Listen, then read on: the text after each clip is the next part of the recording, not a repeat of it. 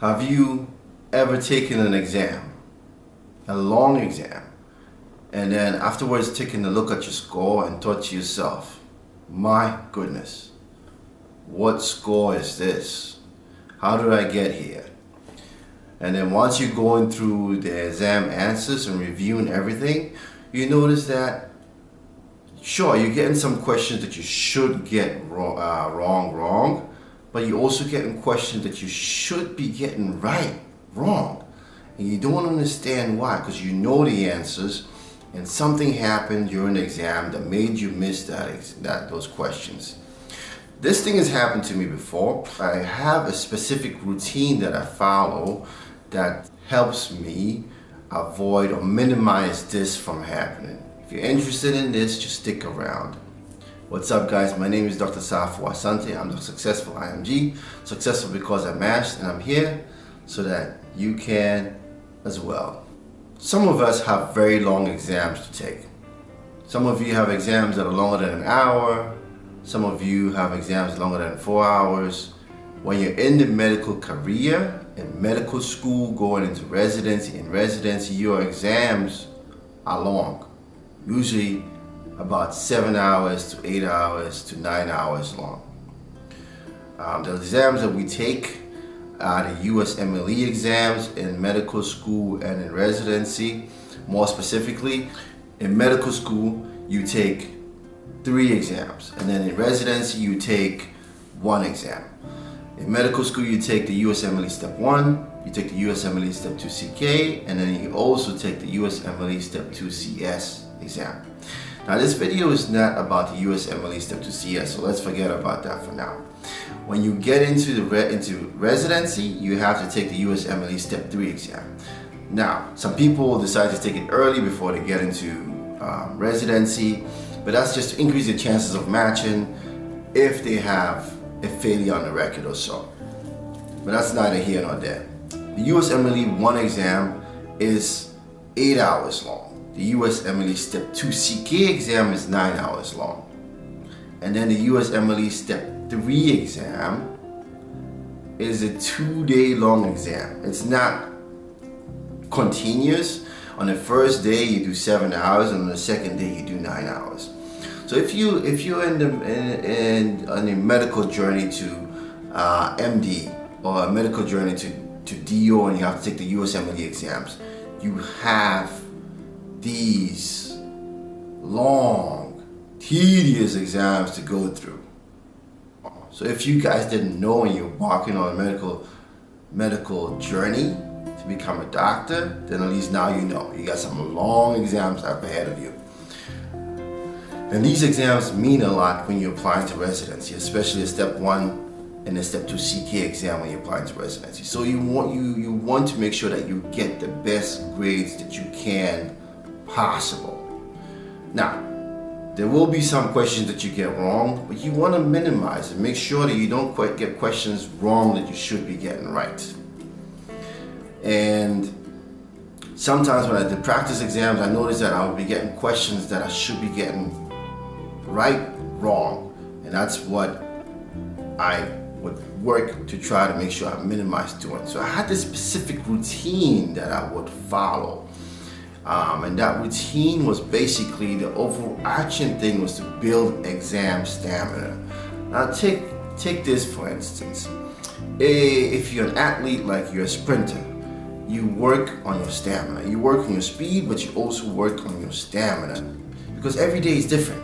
You might not be optimal when you're doing a specific race. You might wake up a little bit under the weather, but because you train yourself so hard, your body is used to a certain level of stress.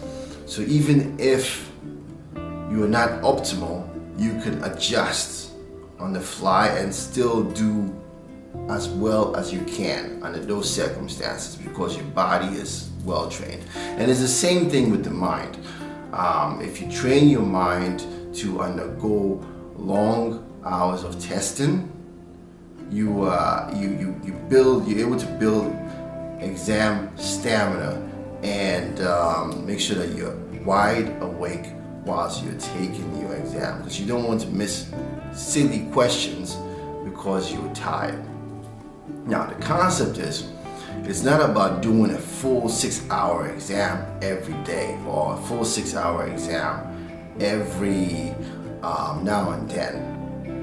Marathon runners, when they practice, they don't practice with the full marathon every single time they're practicing. They practice with a lot less miles than that.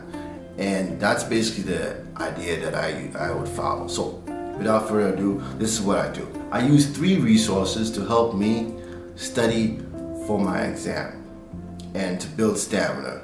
The first one is your trusted UWorld question bank. The second one is the UWorld self-assessment exam, and the last one is the NBME self-assessment exam.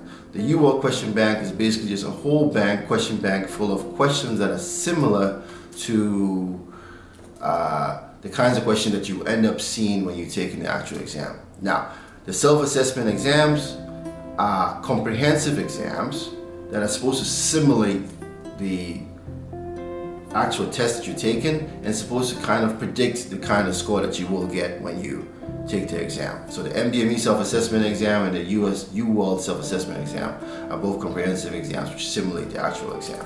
Now, the way I split it up is I would take the time that I'm supposed to start, the time that I'm supposed to end, and then I would do questions on a daily basis. When I say daily basis, I don't do questions on Sunday, and I would do, depending on how adequately I'm prepared, I would either do 5 days a week or 6 days a week. I would do 5 days of UWorld question bank questions. 2 blocks. Each block is about 40 to 44 questions long, I believe, if I remember correctly. And I would do 2 blocks. I would wake up in the morning. First thing I would do when I wake up in the morning, well, after brushing my teeth and washing my face and so on, I would just sit down and just do 2 blocks. Timed, not on to the morning.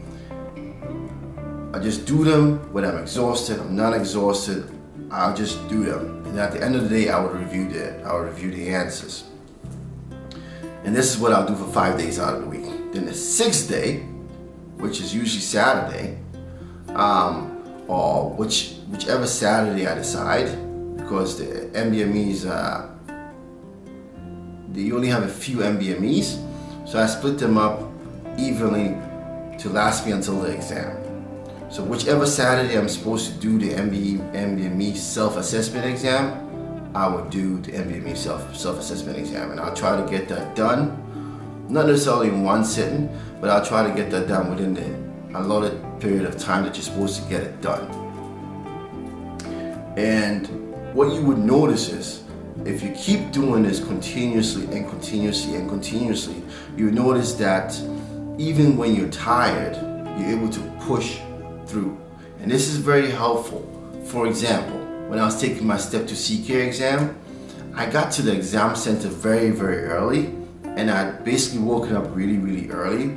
So I was still a little bit tired, and I wasn't in my optimal shape or form.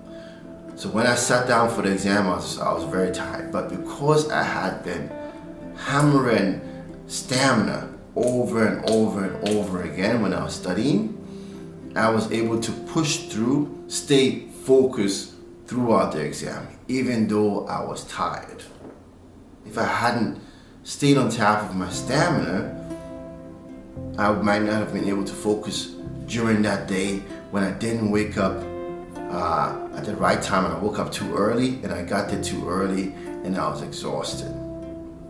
So if you're trying to make sure that you don't miss 1 or 2 or 3 questions that you should get right, because you've lost focus, because you lost focus because of lack of stamina, then work on your stamina in addition to studying for the exam. The exam is a marathon. The USMLE step exams are marathons. It's not just about the knowledge that you have, which is 99% of the thing, but it's also about the stamina that you have to push through all of it and stay focused through the whole thing. And I don't hear a lot of people talking about this, so I felt that it would be beneficial to you guys if I spoke about it. Anyway, as usual, if you like the video, hit the like button, hit the subscribe button, hit the notification bell, so that anytime I release a video, you guys will be informed, and so that my video can be pushed out to the masses, guys. And if you hit the like button, my love goes out to you. Anyway, my name is Dr. Safo Asante. Dr. Safo Asante, out.